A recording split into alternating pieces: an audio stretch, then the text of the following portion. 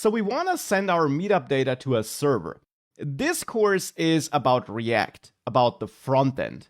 And therefore here, we will not write any server-side code or create our own backend. I do have separate tutorials on that. Got my Node.js course where you learn all about that backend technology, including how to connect to databases, how to create REST APIs, and much more. And I got a free tutorial as well, where we also build a REST API in detail with Node.js step by step. Because with React, or with single-page applications in general, you typically need a backend API to which you can send your requests. So a backend which does not send back HTML, but which instead expects data in a certain format, typically JSON format, and which then returns data in that JSON format, and which simply exposes a couple of URLs to which you can send requests, and depending on which URL you're sending a request to, different things will happen. That's the kind of backend you typically connect to with React. Now, you don't connect a front-end application like React or Angular to a database itself. I got a full tutorial on that where I explain why we don't want to do that. You'll also find a link to that attached. You don't connect directly to a database with React and so on because of security. All the code you write here in your React application in the end is exposed to the visitors of your page. Through the DevTools, if I look at sources, if I dig into that, I can read the JavaScript code that makes up your application. It might look a bit different than when we wrote it, but all the code is in there. And database credentials would be in there as well. That's why instead we need a backend API, a backend server, to which we can send requests, and then it's that server which on the server connects to a database and stores data in a database. And hence that's what we're going to do here. Now, as I mentioned though, we're not going to write our own API, instead we're going to use Firebase as a dummy backend here. Firebase is a service offered by Google. It is actually made up of a bunch of different services, but it is a service which you can get started with for free. You just need a Google account. And it is a service which contains a database and an API to which we can send requests, which will then ensure that data is saved in that database. And for this, I'll therefore log in here with my Google account. And then once logged in, we can create a new project here. You can enter any project name you want here. I'll just name it React Getting-Started. Click Continue. You can disable Google Analytics, we don't need that, and create that project. Now, as I said, Firebase is a service which has a bunch of built-in capabilities. Here, we'll just use it in a very basic way to have this dummy backend to talk to. And I'm using this backend, this service, because that allows me to show you how you send requests to a backend, and you would then do that in the same way no matter which backend you use in the end. That's why that's a good service to use. Now here, we want to use the real-time database, which is one of the features Firebase offers, and then there click on Create Database. Now you can leave the default region and make sure that you start in test mode, not in locked mode. Otherwise, you'll not be able to send requests. Now this sets up a database and, very important, also immediately an API to which we can send requests. We can use this URL here to send requests to, and behind the scenes on Firebase servers, those requests will then be parsed, and depending on which kind of request we send, data attached to the request will be extracted and stored in the database automatically. And therefore it can look like if we're directly sending requests to a database, but we're actually sending requests to that Firebase API, which then behind the scenes stores them in a database. And therefore, that's the URL to which we now want to send a request when we submit that form. Now it's up to us where we want to send that request. If that's in the Meetup form component or maybe in the new Meetup page component. And since the new meetup form component is already quite a big file, I will actually not add the HTTP code here, but instead in the new meetup component code. So in the new meetup form component, I just want to forward that meetup data to the parent component, to the component where we use this component. And we learned that we can do that with props. We can accept props here in the new meetup form. And then instead of console logging the meetup data, we can expect that on props, we have some prop which actually gets a function as a value. A function which we can then call from inside here. Let's say the onAdd meetup prop. The name is up to you because that's our component. I expect that the value on this prop is a function, so we can execute it here, and I'll pass meetup data as an argument. Now, of course, for this to work, we now need to make sure that in the new meetup component, we now add this onAdd meetup prop, and that the value we pass in here is a function. So here I'll add a new function, the add meetup handler function, which expects to get some meetup data, because I'm passing that argument here when I call the function from inside the new meetup form component. So I expect that data here, and I then pass this add meetup handler function as a value to onAdd meetup, like this, without parentheses, just pointing at it. Now in this function, that's where I want to send a HTTP request. Now for sending a HTTP request, we can use the fetch function. That's a default JavaScript function built into JavaScript. It has nothing to do with React. It's a standard JavaScript function supported in modern browsers. And it is a function that allows us to send HTTP requests. We could also use third-party packages like Axios, which is also a popular library for sending HTTP requests, but I don't want to install an extra library here, so I'll stick to fetch. Now fetch wants an argument, and the first argument should be a string. It should be the URL to which we want to send a request. And here that's that URL which we get from the Firebase real-time database console.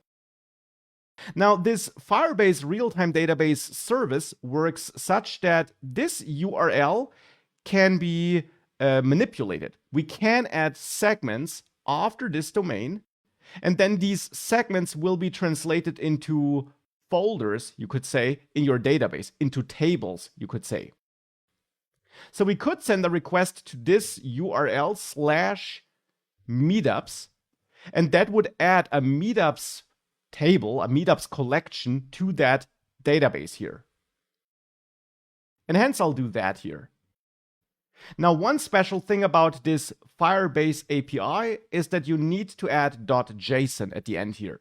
That's not React specific, that's just something Firebase requires. And with that, that is the URL to which we're sending our request. But here, I actually want to store data on Firebase servers. And to signal to Firebase and to this API that we want to store data, we actually must send a post request. And by default, fetch sends a get request. And that will always depend on the API you're working with, but most APIs are built such that storing data requires post requests. Now, to send a post instead of a get request, we add a second argument to fetch here, and that second argument is an object which allows us to configure this fetch function call and this HTTP request, therefore. And here in this object, we can, for example, set a method property to define the HTTP method that will be used. And here we can set this to post instead of get, which would be the default. So here we use post instead. Now, when we send a post request, we should also add the data to the request, the data which we want to store. And we do that through the body field, which we add to this second argument, to this configuration object. Now, body wants the data we want to append, and that data should typically be in JSON format, which is a very popular, the most popular, I would argue, data format for transmitting data with HTTP requests. And in JavaScript, we can easily create JSON by using the built-in JSON object and calling the stringify method.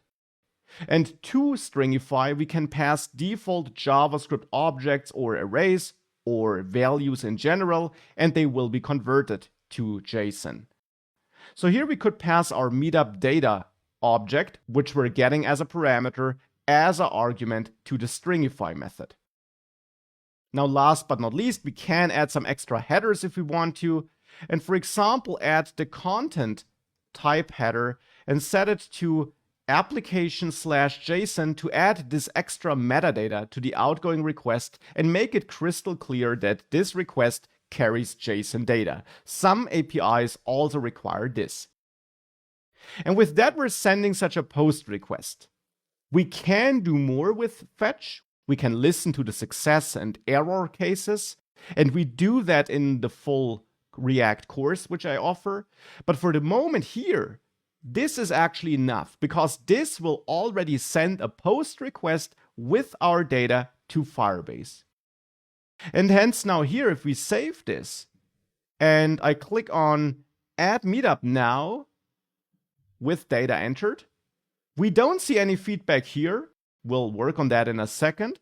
But if we go to Firebase, we see that there is a new Meetups node. And in that node, we got this cryptic ID here, which is actually auto-generated by Firebase. And if we expand this, we see our submitted data. So storing that data on Firebase servers works. Now let's work on the feedback which we provide to the user here when we add a meetup. To give the user some feedback that it worked, we probably want to navigate away from this page once the request was sent. And previously, we navigated through these links, which we added to the navigation here. Now we want to trigger navigation programmatically. So once we're done with a certain task, in this case, once we're done with sending a HTTP request. Thankfully, implementing this is also simple with React Router. We can simply import something from React Router DOM, and that something is another hook, the use history hook. So React has some built-in hooks. Other third-party packages also can provide their own hooks. You can also build your own hooks, but we're not going to do that here in this course. But here we now got this use history hook, and we can call this hook here in the new meetup page component function. Now this gives us a history object, and that's simply an object which exposes certain methods to us that allow us to manipulate the browser history, to navigate away, for example. Now here, let's say we want to navigate away after the data was submitted.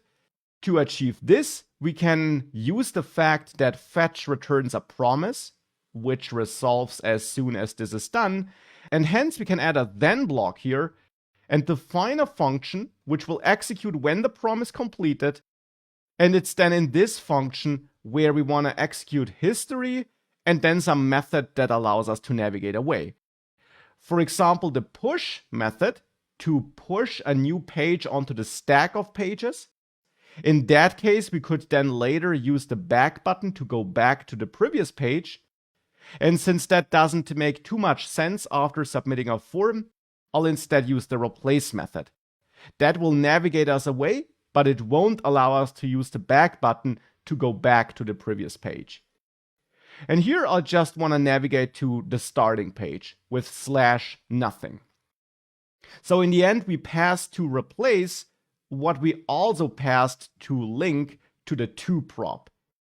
Here we set up the destination, the target destination of a link. With the replace and push methods on history, we also pass the target path as an argument now. Now, instead of then, we could also use async await here, by the way, if you wanted to. Now, with that, we're navigating away once the request succeeded.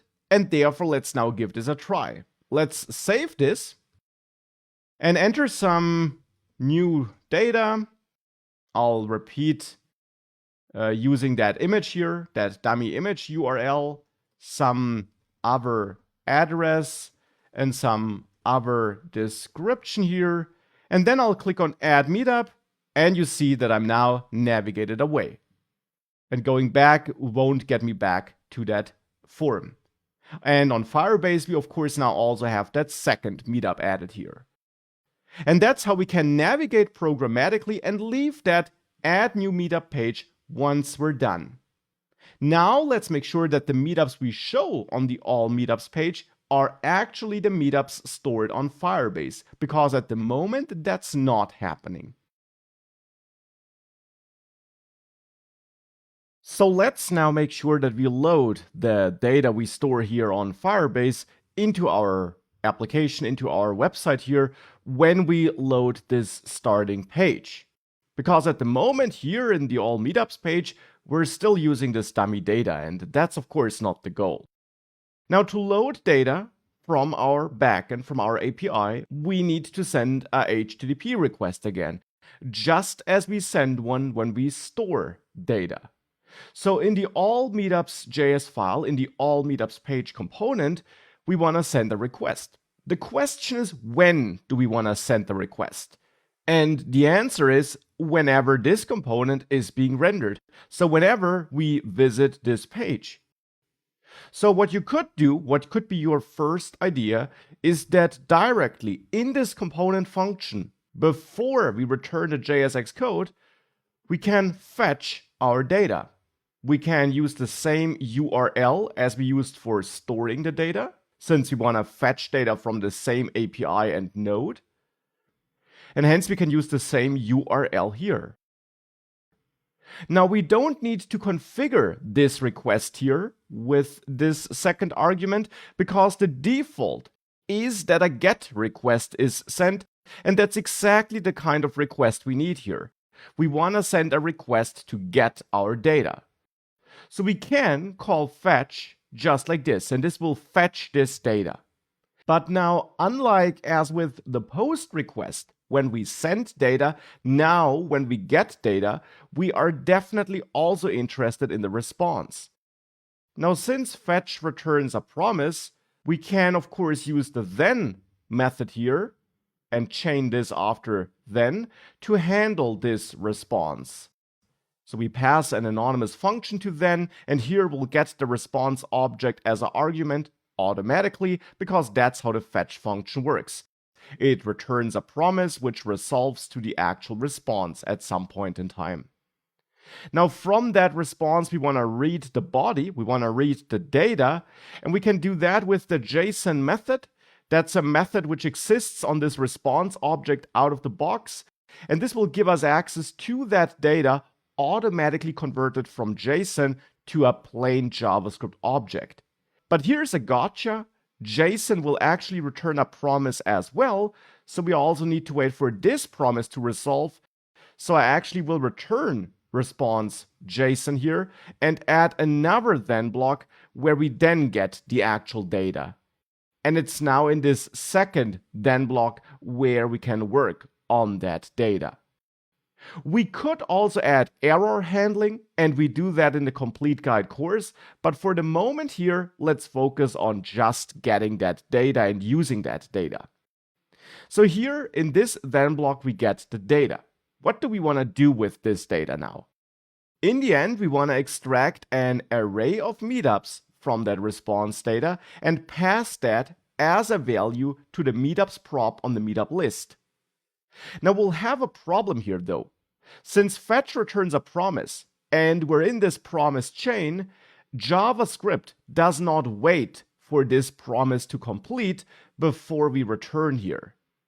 Now you could think that we can use async await here to wait until this is done, but that would be bad, because that would mean that the entire component function now returns a promise, because that's what the async keyword does. It converts this function to a function that returns a promise, and that then no longer qualifies as a valid React component. because React component functions must be synchronous and must not return a promise, but instead they have to directly return JSX. So we can't use async await here. Hence, we can't defer returning a value until we have a response. Instead, what we need to do is we need to return some temporary JSX code, for example, a loading spinner or something like this. And then once we have the response, we want to update the returned JSX code. And how do we change what's visible on the screen? With state. That's what we learned earlier already. We can use state to change what's displayed on the screen when certain conditions change. Before, we did that when the user clicked a button and we wanted to show an overlay. Now I want to change the state once we have response data. So for that here, in this all meetups.js file, we can import use state from React, so this use state hook, and then register some state here with use state. And here we could, for example, set up some loading state. So name the constant loading or is loading and add a set is loading state updating function, because you learned that use state always returns an array with exactly 2 elements, where the first element is the current state snapshot and the second element is a function for updating the state. And when we have data, we want to set is loading to false again because we're not loading anymore. But actually the initial state here should be true, not false. So we start in a loading state and then we set it to false once we have the data. And then with that, we could check if we are loading. Here in the component function, before we return, I check if we are loading. And if we are, then I want to return another piece of JSX code where I, for example, have a section with a paragraph where I say loading, something like this. So that's my fallback content, which I want to return in this component whilst we are loading. And we only return the actual meetup list if we're done loading, so if we have the data. But speaking of that, there we're missing an important point. At the moment we're just managing the loading state, we're not doing anything with the actual data that is being fetched. For this, we could add another state to this component. And that is something we haven't done before, but you can have multiple pieces of state in one and the same component, as many as you need. There is no restriction here. And this could be our array of meetups. And it could be an empty array initially, but eventually we want to override this once we fetched our data from the backend, from the API. So here I'll name this loaded meetups and set loaded meetups. And here we want to set loaded meetups to data, let's say. That will not be the final step, but for the moment we can do it like this. And then we could pass the loaded meetups instead of the dummy data to our meetups prop down there. And that means that now we can also get rid of that dummy data. So I will delete this dummy data constant. Now don't save this file yet though, because this code will cause an infinite loop. What's the problem here? The problem is related to state and our HTTP request. You might recall that I mentioned when I introduced state that when we call this state updating function, we tell React that it should re-execute this component function and re-evaluate it, and then return the updated JSX code. That's the idea of state. It allows us to re-evaluate a component and possibly render different content on the screen whenever state changes. The problem here is that we change state once we made our request. We changed the loading and the loaded meetup state. Then this component function will execute again. What does this mean? It means that this fetch function will run again, and we send another request. And once that's done, we update the state again. which means the component function executes again and fetch is called again, and so on and so on. So we have an infinite loop, and that breaks our application and spams our API with requests, and it's not something we want. How can we prevent this? So how can we work around that problem? This is such a common problem and such a common scenario that React has a solution for it. There is another hook which we can import from React, and that's the useEffect hook. useEffect is a hook that allows you to run some code under certain conditions. At the moment, this code for sending the request runs always when the component function runs. With useEffect, we'll be able to restrict this and define conditions when this code should run, so that it does not always run. For this, we call useEffect. We execute this useEffect function directly in our component function, and then useEffect wants two arguments. The first argument is a function, and here I will pass in an anonymous arrow function. The second argument is an array of dependencies, and I'll come back to this array in a second. Now, inside of this first argument, inside of this function, we can execute our fetch code here. So I'll cut this and add this into this effect function. Now, this effect function, this first argument here, which we pass to useEffect, will be executed by React on our behalf, but only under certain circumstances, not always when this component reruns. I'll come back to those circumstances in a second. Now, with that, we make sure that our fetch request here, our fetch function, is only executed when React executes this function. Now, when does React execute this function though? If we would not specify this second argument, this array, if we would omit this, then this effect function would execute whenever this component function executes. So then we don't gain anything. That's why you need this second argument. You technically don't need it, it's not required, but if you omit it, there is no difference compared to just running the code in the component function.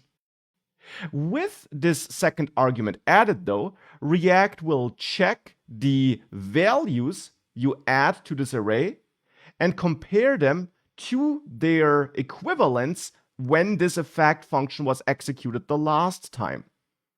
Now, if that's an empty array, there are no dependencies. And then React will only execute this function when this component function rendered and executed for the first time.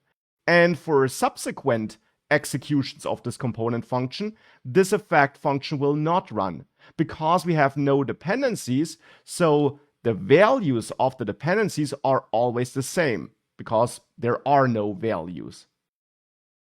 Now, if you would add a dependency here, like let's say the isLoadingStateSnapshot, which you should not, but if we would have this as a dependency here, then this function would execute whenever the value of isLoading changed.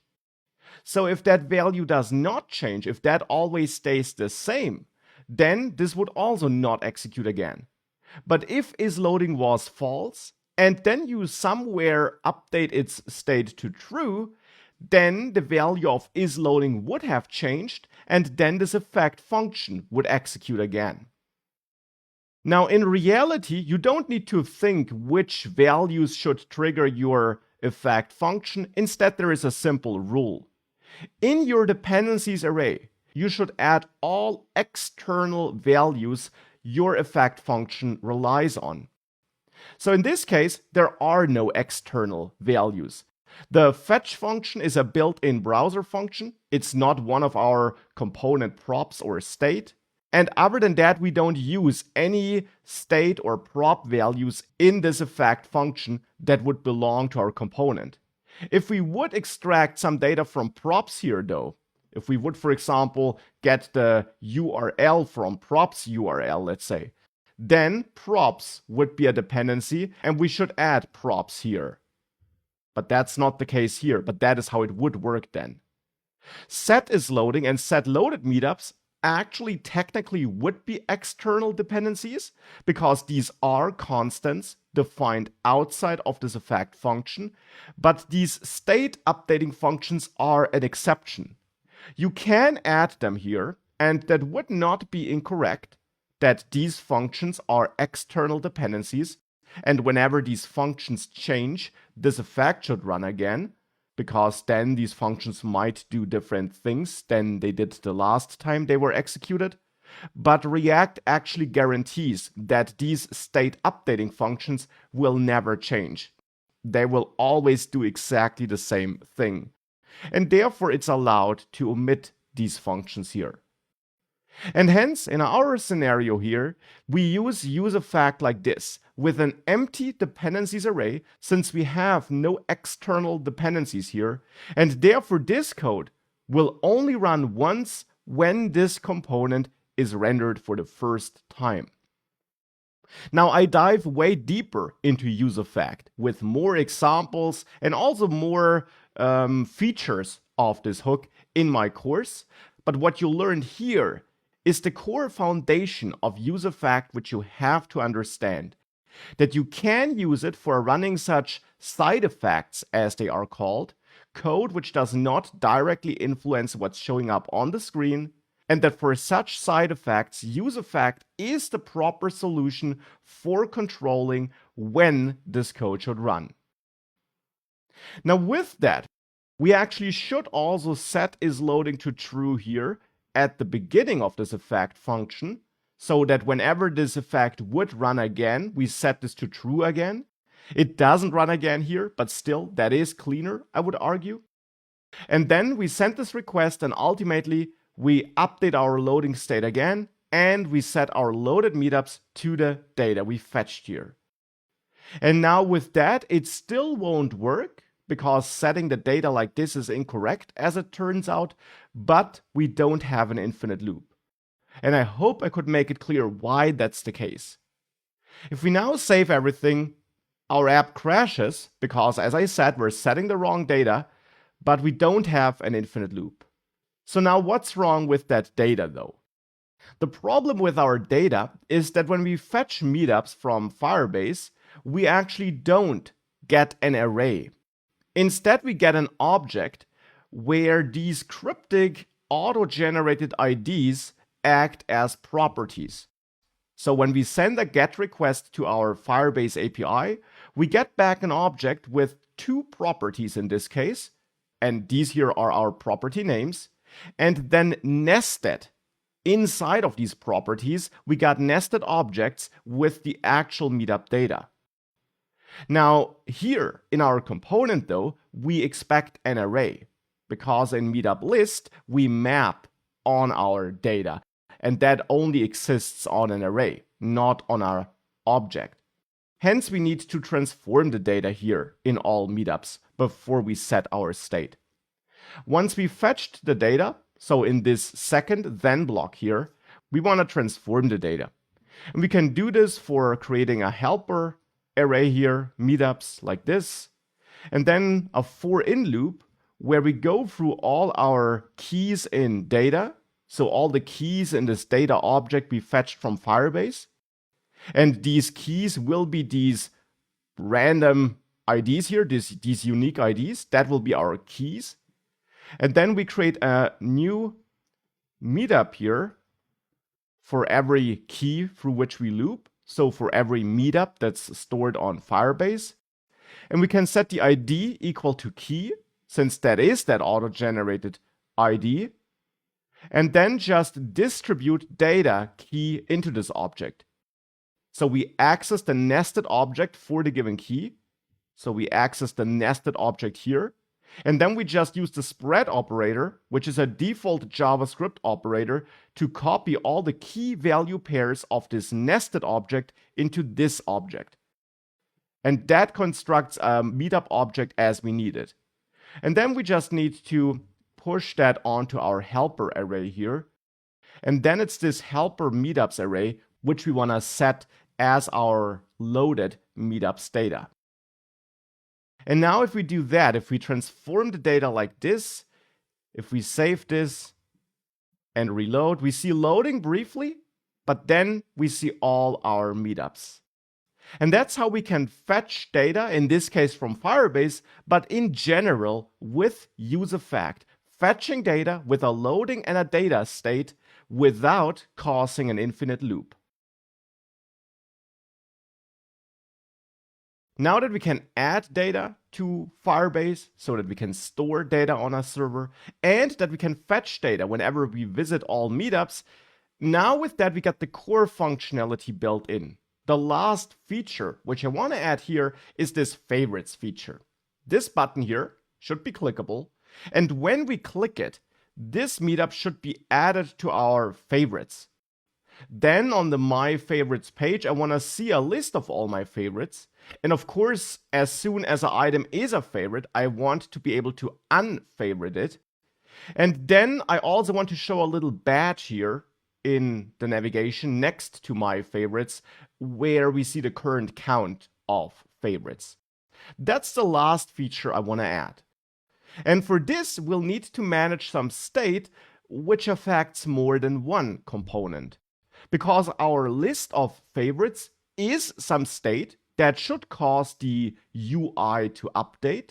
Because we, for example, will have that badge here, which shows the current number of favorites. And of course, this button should change once an item is a favorite. So we'll have different parts of this application that will be affected by our state. And because that's the case, because we'll have a state that affects more than one component, we will need a mechanism of managing that state globally and distributing that state to different components. Because just using useState inside of a single component doesn't necessarily do the trick anymore, because that only affects one component. Now, one thing we could do is we could lift the state up.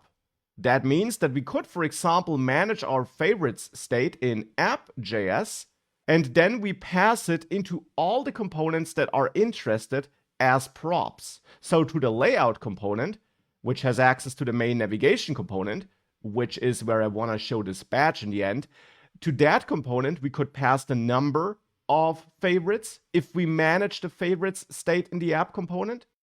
And then to the favorites page component, we could pass the array of favorite meetups. So we could manage the state here in the app component and then just distribute it through props. That would work, but it has a couple of downsides.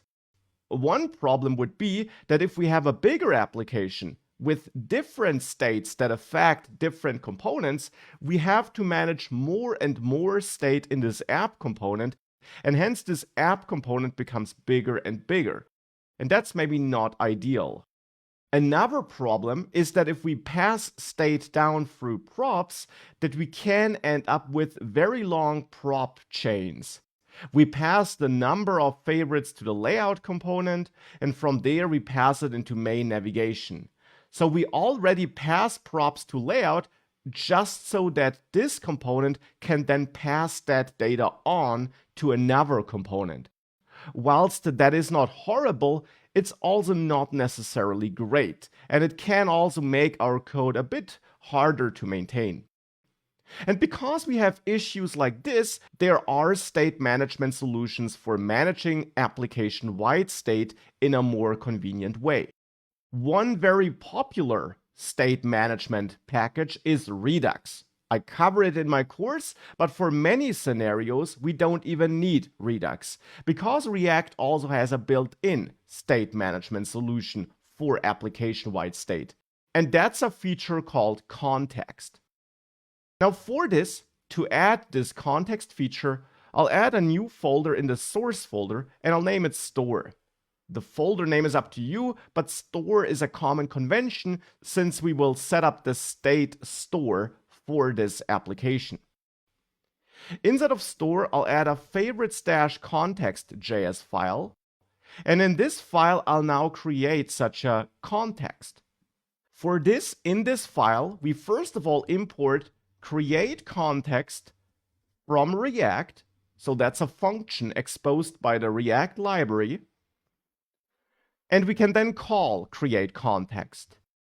And this does what the name implies. It creates a context. We don't know yet what exactly such a context is, but hey, we are creating one at least. Now, context in the end is a JavaScript object. And we can store this in a constant, and I'll name it favorites context. I start with a capital F because this object, which is created by context, actually will contain a React component. And when you build your own React components, the convention which you should follow is that you start with a capital character for your component names. So that's why I store my context in a favorites context constant here. Now, create context also takes an argument, and that argument is the initial value for that context. So the initial value for this application or component-wide state. And that can be any value of your choice. It could, for example, be an object. Let's say an object where we have a favorites key, which is an empty array initially, because we have no favorites at the beginning. And maybe a total favorites key, which is 0 initially, which is the total number of favorites. That could be our context. But like this, it's not too useful. We also need ways of changing these values, of adding and removing favorites. And that's why I will also add a component in this file. So a component function, which I'll name favorites context provider. This component will be a regular React component, but it will have the job of providing this context to all the components that are interested in listening to the values. So all the components that need values from the context. And this component here, the favorites context provider component, will also be responsible for updating the context values. Now for this, what we'll do here is we'll return favorites context, so this constant which we created here, dot provider. That's a component this context object has built in. And this provider component needs to be wrapped around all the components that are interested in interacting with that context. Now, this favorites context provider component, which we are building here, itself should be wrapped around other components later. I plan on using it in Next.js to wrap it around my entire app so that all the components in the app have access to the context. And therefore, what we can do here is we can accept props and simply wrap this provider component, which we get from this context object, around props children. That means that we can now wrap our component here around any other components, and those components will be wrapped by context automatically. I hope this makes sense. Now, why am I doing it like this? Because now in this favorites context provider component, which we're building here, we can manage our context data. We can manage that with state, because this component, which we are working on here, is still a regular React component. So when we manage state in there, when we change that state, that component here will still execute again and will be re-evaluated. And that means that if we change our context value in this component and we pass this context value to the provider, all components that are listening to our context will be updated and will get that latest updated data. And in case it's not 100% clear yet, we'll get there step by step because we're now going to add the logic for this. In favorites context provider, I'll create a context object and I'll pass this context object as a value to favorites context dot provider. This component, which is exposed by this favorites context object, wants a value prop where we pass the current context value. We set the initial values here when we create the context, but we can then update those values and pass the latest values with help of that value prop. And whenever that value changes, all components that are listening to our context will be updated in the end. That's how this works. So now we just need to derive this context object and its values dynamically. And that's where useState comes into play now. We can manage some state here in this favorites context provider, and we can manage an array of favorited meetups here. So here we have the user favorites, let's say, and a function for setting those user favorites. Now here, this context object which we construct, which holds the latest values that should be exposed to our components, that object now has a favorites key because we define that here in the initial context value as well. And we set our current user favorites array, this state snapshot, as a value. So when the state changes, this value will change and we'll have a new context object, and we'll pass this new updated context object to all the components that are wrapped by this provider in the end. And I'll also set total favorites here, and that is simply user favorites.length. Like this.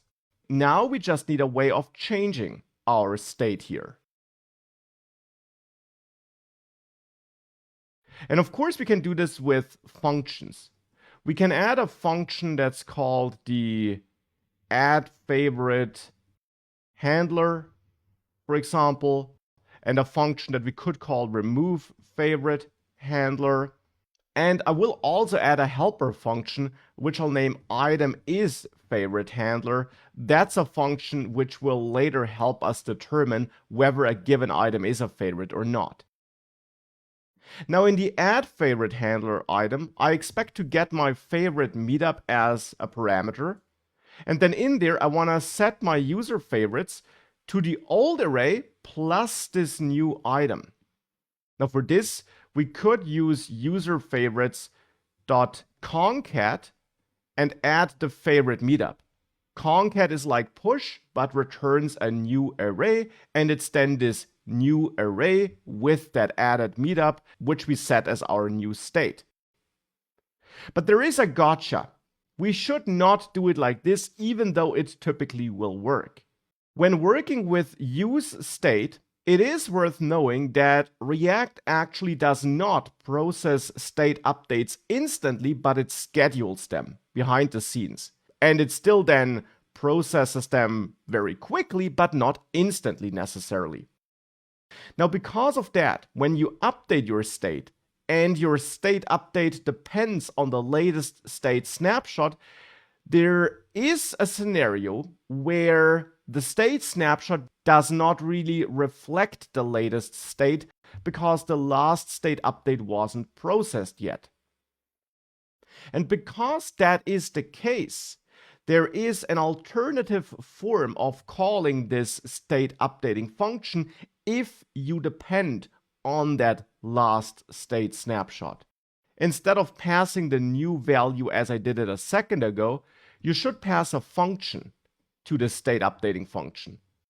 And that function will be executed for you by React. That function will then automatically receive the previous state snapshot, so the previous user favorites here, and you should return the updated state here. So in this case, previous user favorites, where we then concat the favorite meetup we get as a parameter. This will guarantee that we always get the latest state snapshot here, because React will execute these functions, which we pass to the state updating functions, in the correct order. So now we have a guarantee that we definitely work on the latest state snapshot here. And that's therefore the better way of updating your state if you depend on a previous version of that state. And that's now how we could add a favorite item. Now in remove favorite handler, we probably can expect a meetup ID which identifies the meetup that should be removed. And then we can update user favorites again with this state updating function where we get the previous user favorites and return a new state snapshot, because here again, we rely on that previous state. And here we then want to return previous user favorites, filter, because filter returns a new array where we can filter out items. And I want to filter out the item where the meetup ID matches this ID we're getting as a parameter. Filter is a built-in method which takes a function as an argument, which executes for every item in this array, and we get that item as a parameter then. And then we have to return true if we want to keep that item, or false if we want to get rid of it in that new array which is returned. And here I want to return true if meetup ID is not equal to the meetup ID I get as a parameter. So if it is equal, we return false here because of this check. And that means we drop the item where the ID is equal. And that means that the returned array will be missing the item which has this meetup ID, which is exactly what we need here, since we want to remove that item. And in item is favorite handler, I just want to return a response here, return a value, and I want to check whether, let's say, an item with a given ID is part of our favorites. And for this, we don't need to update any state. It's just a helper function where I return user favorites sum, which is another built-in method which exists in vanilla JavaScript. And sum also wants a function as an argument, which executes for every item in this array. And this function should return true or false. And if at least one of the items in the array returns true or false with that function, sum overall will return true or false. And that allows us to find out if some item in this array matches our condition here. And the condition is that some meetup ID is equal to the meetup ID we get as a parameter. So we return true if we have a meetup with that ID in our user favorites. Now we get these three functions for changing our context. But at the moment, these functions are never called anywhere. They should instead be called from inside some of our other components and pages. So actually what we want to do here is we don't just want to manage values which are then accessible by different components, but also functions that will change those values that are accessible from different components. And hence we can expose pointers at these functions to our different components as well. So in our context here, we don't just have the values for our favorites, but we also can add functions there. We can add an add favorite key, for example, which stores a pointer at the add favorite handler as a value. So we don't execute the function here, we point at it. And that exposes this function defined in this component to all components in this application that are interested. And you will see how to use this context in other components in just a second. And we can therefore also add remove favorite here and point at the remove favorite handler, and add the item is favorite key and point at the item is favorite handler function. And now we expose these functions to all interested components as well. Now that that's the case, I will also go to my initial context and add those keys here as well, and set that to empty functions that just get the correct parameters. And I'm only doing this because that will actually give us better autocompletion later. It doesn't really do anything here, since these are functions that don't do anything, but it will help us with autocompletion in the IDE later, and that's why I will just add them here to the initial context as well. Okay, so now with that, we spent a lot of time in that file, and I could imagine that it's not all 100% clear yet, but we're now done with working in this file. Now we need to wrap our context provider around all components that want to interact with this context.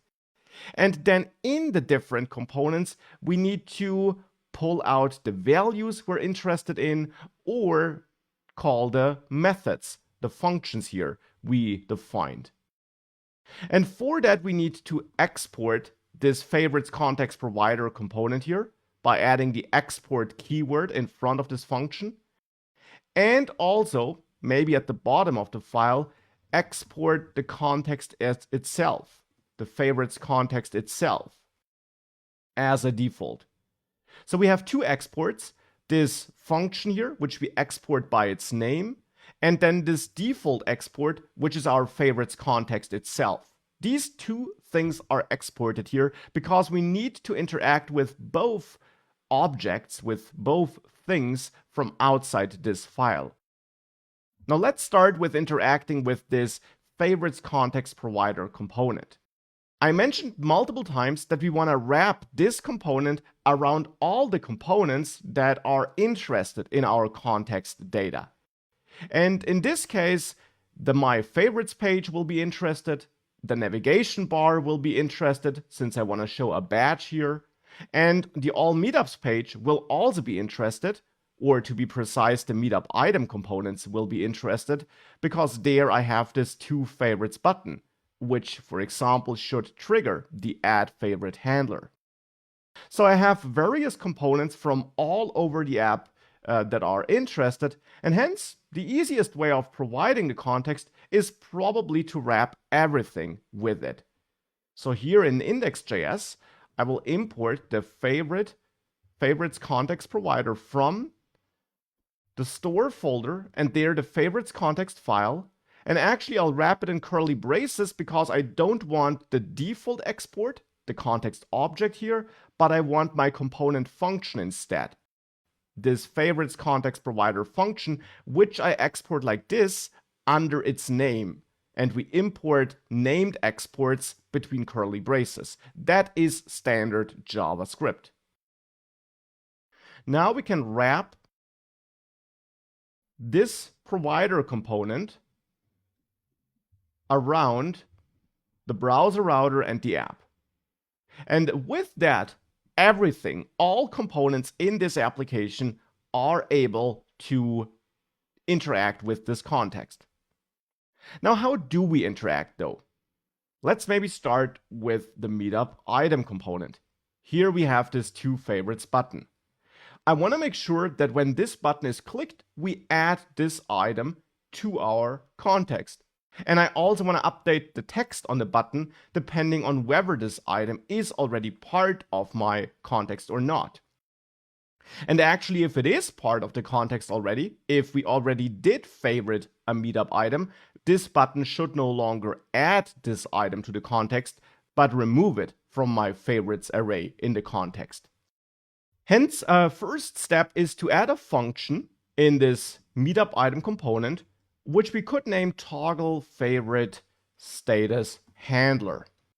The name is up to you though, and I'll bind this function to the onClick prop of this button, so that when we click this button, this function will be executed.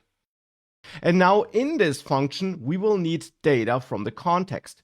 We need to find out whether this Meetup item is already part of the context or not, and then do different things depending on that information. Now for that, we now need to tap into the context and get values from there. And we do this with help of another hook provided by React. And that would be the use context hook. This hook allows us to establish a connection between this component and the context, simply by calling use context here and then by passing the context object to which we want to connect as our argument. And here I'm not talking about our favorites context provider component, but about the context object which we created with create context, which is why I'm exporting that as a default as well. With this in Meetup item, we can import the favorites context, like this, so that default export from going up, store favorites context. And it's then the favorites context which we pass to use context. And that now gives us access to this favorites context object. So to this object here, which we're distributing through the value prop to all the components. So to this object will have access now instead of meetup item. That's the object which is stored in this favorites CTX constant now. And now we can, for example, find out if this item, this meetup item here, is a favorite by using this favorites CTX constant and calling item is favorite. So this method, which we defined on our context there as well. This method which points at the item is favorite handler function. We execute this function now by executing it here in the component like this. And we need to pass in the ID of the meetup for which we want to check whether it's favorite or not. And we get the ID of this meetup through props. There is this ID prop which we pass into our meetup item here when we render it. So we can use props.id to pass the ID of this specific meetup to item is favorite. And that will return true or false. So here we then have that response. Now here in the toggle favorite status handler, we can check if the item is a favorite. So if this constant has a true value. And if that's the case, we know that we want to remove that item from the context now when that button was clicked, because it is a favorite already, which means now we want to get rid of it. So then we use our favorites CTX constant, this context object, and call remove favorite. And remove favorite also wants the meetup ID, so we pass props.id here. Else, if the item is not a favorite yet, we call favorites ctx.add favorite. And here we need to pass in a new meetup item now, so I will construct an object on the fly and simply set my ID to props.id, the title to props.title, the description to props.description, the image to props.image, and the address to props.address. And that now recreates this meetup item and passes it as an argument to the add favorite function, which in the end triggers this add favorite handler function in this favorites context provider component. And that will then update the state there, add this item to the user favorites array. And because the state was updated, it will update all child components, because this component here as a whole will be updated, and hence the JSX code with all the child components will be updated again, and hence all components will have access to that latest state now. So that's how we can now trigger a state update to this global state, this favorite state, from inside the meetup item component. We change some state which is not managed in this component, but on a global level. And now going down to this button, we probably want to change the caption, depending on whether the item is a favorite or not. So I'll output something dynamic here as a caption and check if item is favorite. So I'm using this constant here again, which has true or false as a value. And if it's true, then the button should say remove from favorites. If it's false, so if the item is not a favorite yet, the button should say to favorites, because then clicking the button will add the item to the favorites. And now that was a lot of work. But if you did all of that, if you saved this, now you should be able to reload and click to favorites, and it should change to remove from favorites, and back and forth. We don't see the favorites on the My Favorites page yet, but adding favorites does work, as we can tell by this button. Now let's make sure we also render the favorites on this My Favorites page, and that we have a little badge here. So to output the favorites on the My Favorites page, we can go to this favorites page here in the pages folder, and again tap into our context here, Because on this page, we now in the end want to get all the favorites from the context. Now for this, we can of course import use context again from React, and also import the favorites context object from the store folder and their favorites context. And then we connect to the context just as we did it before. We create a constant, which then stores this context object, and we call use context and pass this context object we created in that context file to use context. And that gives us the current context snapshot then. Now we got our context here, and that means that now from that favorites context, we can get our favorites array. So in the end here, we can now return, let's say, a section where we say in a h1 tag, my favorites, and below that I want to output a list of meetups, a list of my favorite meetups. For this, we can recycle the meetup list component, because this component does not care whether it's all meetups or a subset of the meetups. All it cares about is that we output items that have these properties. So we can import meetup list from the components folder, meetups, meetup list, and then output that below the h1 tag, meetup list, like this.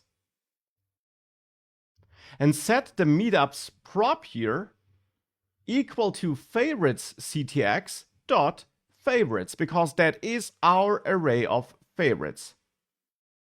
Now if we do that, on that favorites page, we see all the favorites we have. The problem just is that if I remove a favorite, we don't see anything here, which makes sense because I currently have no favorites.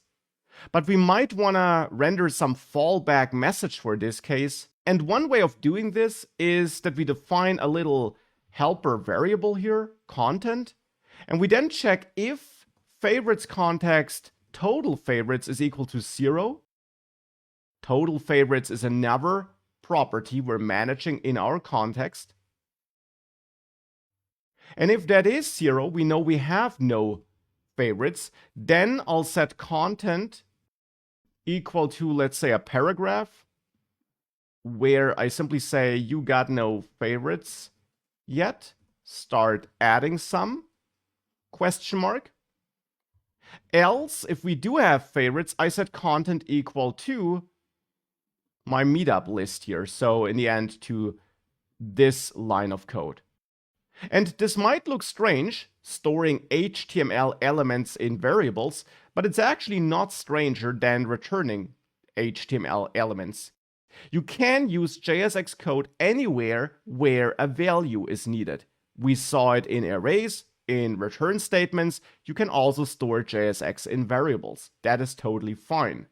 And now we can simply output the value of that content variable in our returned JSX code to then have different values here, depending on whether we have favorites or not. If we now save this, I got no favorites yet here, but if I add an item as a favorite, I see that instead. And if I remove it, we're back to this other text. So this works. One important note though, if I add an item to my favorites and I then reload the page, it will be lost. The reason for this is that our context is only stored in memory, because we're only working with state and with constants here. It's not stored permanently. If you would want to store it permanently, you would need to use some browser storage here in the favorites context provider, like local storage, for example, or store it on a server as well. I'm not doing that here because I want to focus on this core feature of React context, but that is something you could add if you want to enhance this application. For the moment, it's simply some temporary storage which survives as long as we are on this page, but if we ever reload or leave the page, our favorites will be lost. Our meetups won't, because those are stored on a server. It's just something that is worth knowing. And now with that, that's almost it.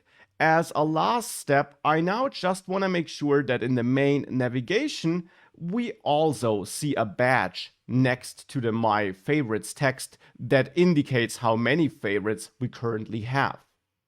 And that simply means that in the main navigation.js file, we also want to connect to context and get values from there. So I'll again import use context here from React and import my context object, the favorites context from going up, store favorites context. And in main navigation, we then get the favorites context by using use context and connecting that to the favorites context. And then here on the favorites link, we can simply add a little extra span next to this My Favorites text, in which we output favorites ctx.total favorites, because that is a number managed in our context with the total number of meetup items in our array. And I'll give this span a class of classes.badge, which is one of the classes prepared in this CSS file I gave to you earlier. And with this, we now have this badge here, and if we add items to the context, that badge does update. And also if we remove items, of course. Now that's it for this summary of React. We had a look at all the core features that make up React, like state and use effect and context and components and props, of course. And we built this little demo earlier, and now this demo project here, which uses more features, including features like routing and forms. Of course, React has more to offer, and you can also dive deeper into the concepts I touched on here. For example, use effect has more to offer than what we're using here. But that is why I do have a complete course with more than 30 hours on this topic. However, the idea behind this section here was to give you a summary of all the core concepts React has to offer, so that we're all on the same page regarding that. And with that, you are now well prepared to continue with this course.